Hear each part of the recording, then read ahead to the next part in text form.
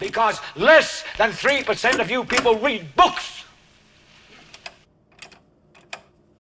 Now, as you know, biology runs on genes, and genes are the units of meaning of heredity. But we could make a model of the informational environment that is represented by culture, and in fact this is done. A word has been invented, meme, M-E-M-E, meme. A meme is not the smallest unit of heredity. A meme is the smallest unit of meaning of an idea. Ideas are made of memes. So you're saying as you dig deeper, you find computer code writ in the fabric of the cosmos? Into the equations that we want to use to describe the cosmos, yes. Computer code. Computer code, strings of bits of ones and zeros. It's not just sort of resembles computer code, you're saying it is computer code. It's not even just is computer code, it's a special kind of computer code that was invented by a scientist named Claude Shannon in the 1940s. That's what we find very, very deeply inside the equations that occur in string theory and in general in systems that we say are supersymmetric. Okay. Time to go home, I think. Where are we going to go? So, turn on, tune in, and drop out of college, drop out of graduate school, drop out of junior executive, drop out of senior executive,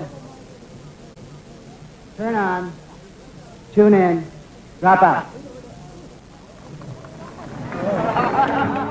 I am Idolan TLP. In this message I collect various inquiries regarding the concept known as the singularity, as well as its resulting technocracy. YouTube user remodeling my space inquires, what do I mean by the great singularity? YouTube user narrator inquires how to reach it faster, and whether I estimate it to be a hard takeoff or a soft takeoff. The technological singularity takes place when the human race succeeds in creating an AI being more intelligent than any human could ever be. Let us call it alpha. Since the act of creating artificial intelligence is a task that benefits directly from the intelligence level of the creator, this more intelligent than man being would surely be faster and more efficient at creating his own AI being. Let us call him beta. This second generation being would too be better than its predecessor, and could in turn create a third one, gamma, who was even more powerful, and so on. As capacity increases, the median generation time decreases, resulting in an exponential rate of evolution that quickly becomes asymptotic, at which point it becomes difficult to speculate further. No one knows what Omega will bring. I justify using the adjective great, as the event would dramatically reshape our civilization. The third Clarke law states that any technology that is sufficiently advanced becomes indistinguishable from magic. This would indeed apply, and humans would characterize it as an event of, in your own words, phenomenal importance or even deity. Most human religions, perhaps accidentally, seem to anticipate this series of events, and refer to it variously as the second coming,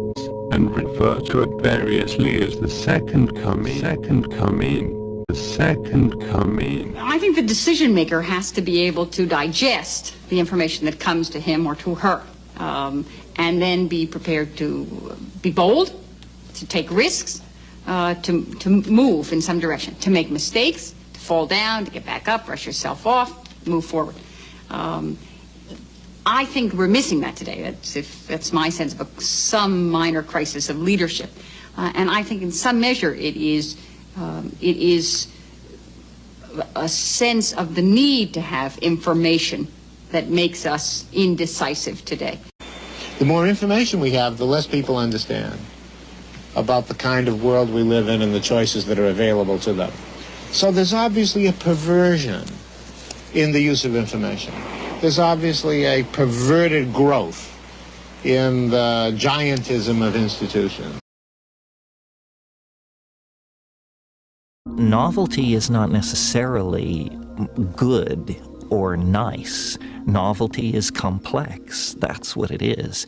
And so I see really a concatenation of tendencies and forces here at the end. It's only going to get weirder. The level of contradiction is going to rise excruciatingly, even beyond the excruciating present levels of contradiction.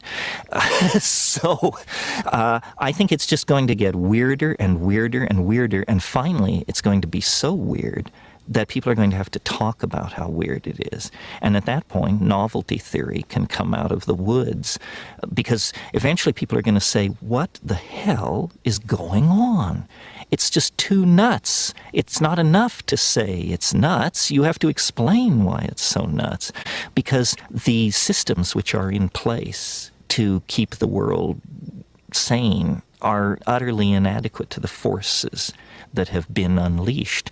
The collapse of the socialist world, the rise of the internet, these are changes so immense, nobody could imagine them ever happening. And now that they have happened, nobody even bothers to mention what a big deal it is.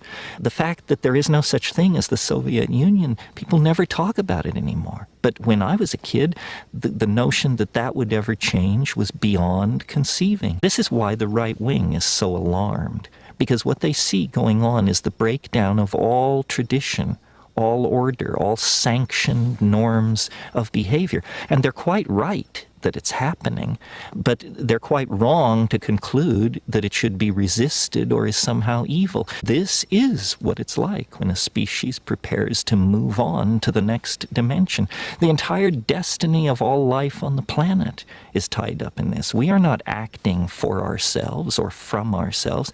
We happen to be the point species on a transformation that will affect every living organism on this planet at its conclusion.